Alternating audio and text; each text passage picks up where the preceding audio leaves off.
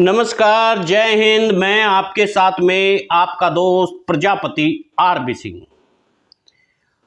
आज प्रजापति कुम्हार समाज को लगातार संघर्ष करना पड़ रहा है और यह संघर्ष इसलिए करना पड़ रहा है क्योंकि प्रजापति कुम्हार समाज संसाधनों से कहीं ना कहीं वंचित रहा है। चाहे भारतीय जनता पार्टी की सरकार रही हो या फिर कांग्रेस की, कुम्हार समाज के लिए वे ही ढाक के तीन पात्र हैं। कुम्हार समाज को आरक्षण का फायदा मिला और न ही संसाधन और सरकार की योजनाओं का लाभ।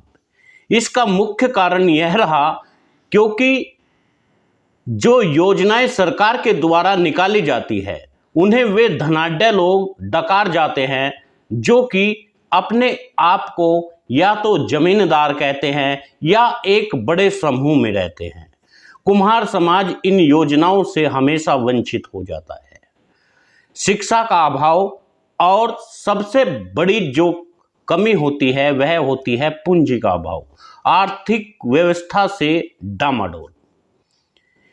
इन तमाम चीजों को लेकर के, इन तमाम उद्देश्यों को लेकर जयपुर के अंदर कुम्हार महाकुंभ का आयोजन किया जा रहा है, जो 28 मई को होगा, जिसमें 27 मई को कई समाज के लोग पहुंच गए हैं और कई लोग 26 मई को भी पहुंच गए हैं। नारायण प्रजापति वहां 26 मई से पहले से ही उपस्थित है, क्योंकि उन्होंने कहा था कि आप जयपुर में पधारे, मैं आपके स्वागत के लिए तैयार रहूंगा। इस किसी भी उद्देश्य को पूर्ति करने के लिए एक बड़े जन समूह की जरूरत होती है, बड़ा जन संघर्ष करना पड़ता है और वह जन समूह जिस ओर मुड़ जाता है वहां सैलाब की तरह बातें शुरू हो जाती है।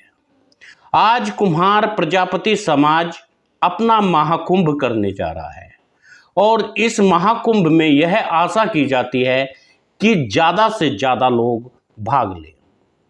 ये बात 100% सही है।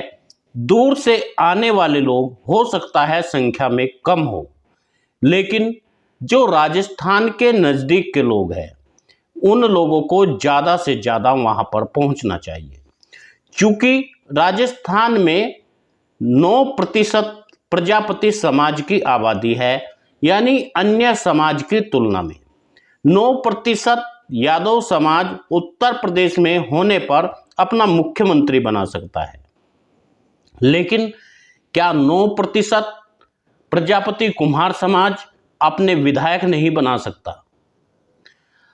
प्रजापति समाज राजनीति से वंचित रहा है, प्रजापति समाज शिक्षा से वंचित रहा है, इसलिए उसे अपने हक और अधिकार चाहिए। लेकिन इसी के साथ साथ सरकार ने एक प्रोपगंडा अब सोशल मीडिया पर छोड़ दिया है। यह खास तौर से उन राज्यों में आपको दिखाई देगा जहां भारतीय जनता पार्टी के शासित प्रदेश हैं। उन प्रदेशों में आरएसएस के लोग, यानी वे लोग जो आपकी जाति के हैं, जो आपके समाज के हैं, उन लोगों को एक गुप्त सूचना दी गई। वह सूचना यह दी गई कि आप किसी भी ग्रुप में रहे, उस ग्रुप में उस संगठन को तोड़ने का भरसक प्रयास करें।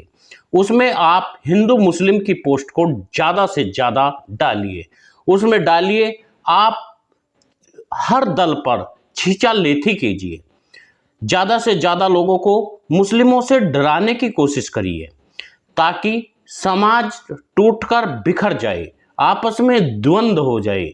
ऐसे 3-4 लोग आपको हर ग्रुप में मिल सकते हैं। वे ही लोग हर ग्रुप में प्रार्थना करके जुड़ जाते हैं और फिर जब एडमिन को ऐसे लगता है कि ये लोग कोई ऐसा मिशन चला रहे हैं जो समाज को ध्वस्त करने वाला है, केवल 5% लोगों को राज्य की स्थापना करने के लिए उन लोगों को स्थापित किया गया है। बाकायदा उन लोगों के पास में वेतन जाता है और उन लोगों की ट्रेनिंग होती है। आपको पूरा पूरा दिन वे लिखते हुए आपको मिल जाएंगे, आपके व्हाट्सएप पर, आपकी फेसबुक पर, या फिर इस तरह के पेज आपको दिखाई देने लगेंगे। झूठ का बोलबाला फैलाने का काम करेंगे। कई बार पूर्व प्रधानमंत्रियों के ऊपर भी वे टिप्पणी करते हुए नजर आएंगे। ऐसे लोगों से आपको सावधान रहना है, क्योंकि हम प्रजापति समाज को आगे बढ़ाना चाहते हैं। उस समाज को हम आगे बढ़ाना चाहते हैं जो समाज सदियों से गुलामी की जिंदगी जीता हुआ आया है, जिसका मुख्य कारण है उस समाज ने अपने आप को दिखाया ही नहीं। हमेशा जीत उसकी होती है जो भीड़ से अलग चलता है, जो भीड़ के साथ चलता है, भीड़ के पीछे चलता है, वह कभी जीत हासिल कर ही नहीं सकता। ऐसा ही प्रजापति कुम्हार समाज के साथ में होता हुआ आया है। प्रजापति कुम्हार समाज आज तक अपनी हक और हिस्सा नहीं ले पाया, क्योंकि प्रजापति समाज हमेशा भीड़ के साथ चला है, यानी उसने जिस ओर भीड़ जाती हुई देखी उसके पीछे पीछे हो लिए। आज प्रजापति समाज के पास न तो संसाधन है और न ही इतना धन उसने अर्जित किया कि वह चुनाव लड़ सके। लेकिन इस देश में सामंतवादी लोगों ने, जिन लोगों ने इस देश में पहले राज को छीन कर खाया, वे लोग बहादुर कहलाए। जिन्होंने आपके हक को मार लिया, जिसने आपके जमीन छीन ली, जिसने आपकी सत्ता को छीन ली, वह लोग वीर कहलाए। और जिन लोगों ने भिक्षा मांग कर खाई, वे लोग इस देश में पूजनीय हो गए। और जो मेहनत की कमाई करके खाता रहा, वह शूद्र कहलाया। उसके बुरे दिन इस कदर आए कि वह आगे बढ़ ही नहीं सका। देश आजाद हुआ, देश में विभिन्न लोगों ने अपनी अपनी भागीदारी मांगी। उस समय दलित समाज ने अपनी भागीदारी मांगी, मुस्लिम समाज ने अपनी भागीदारी मांगी और सिख समाज ने अपनी भागीदारी मांगी। लेकिन भारत सरकार यह चाहती थी कोई भी अलग न हो, केवल इन लोगों को आरक्षण दे दिया जाए और उस आरक्षण के साथ में अखंड भारत रहेगा। हुआ भी यही। मुस्लिम नहीं माने तो मुस्लिमों को पाकिस्तान दे दिया। वहीं पर पाकिस्तान सभी मुस्लिमों को इसलिए नहीं भेजा गया ताकि देश में राजनीति मुस्लिमों के ऊपर चलती रहे। दलित, जब बाबा साहब भीमराव अंबेडकर ने कहा दलितों को अलग राज्य चाहिए, क्योंकि दलित सदियों से गुलामी की बेबसी की वे बेड़ियों में जकड़ा हुआ है जो वह तोड़ नहीं पाया और वह समाज के बीच में नहीं रह सकता।